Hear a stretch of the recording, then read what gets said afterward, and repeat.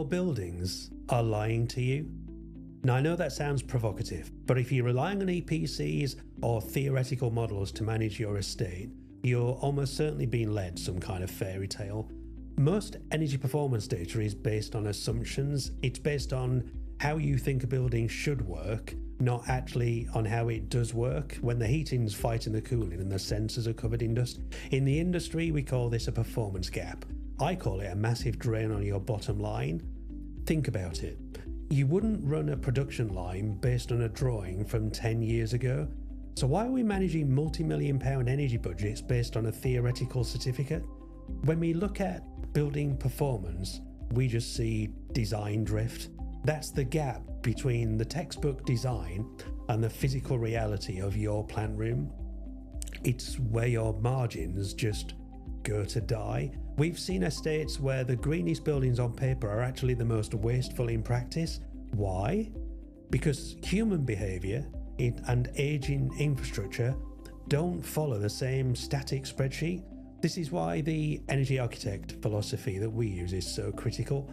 We don't guess, we evidence. Through analyse, we take the raw data, the pulse of your building, and map it against what we'd call a digital twin. We don't just look at the dashboard and hope for the best. We use IPMVP protocols to verify the savings we promised are actually showing up in your bank account. No more finger in the wind consultancy stuff.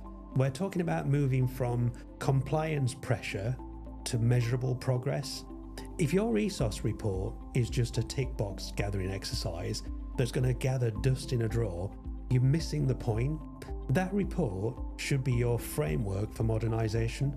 It's about taking those insights and turning them into buildable, coordinated designs. We'll handle the DNO applications, the demand modelling and the project delivery stuff. You just get one point of contact. Total accountability. You can stop listening to your building's lies because that's what they are telling you and start looking at just straightforward evidence, because once you see the reality of your energy performance, you can actually start to control it. Now, I think at the end of these videos, we're supposed to say something like and subscribe, but I won't. If there's anything we've chatted about in this video that rings true, or you have a particular energy challenge that you'd like to set us, I'd love to hear from you. You can drop me a line at andrew@hawleyenergy.co.uk, and I love a challenge, so that call would cost you nothing for 30 minutes. We might just be able to help unlock something that you're struggling with. So drop me a note in the comments below, drop me an email. Otherwise, we'll hopefully see you on the next one.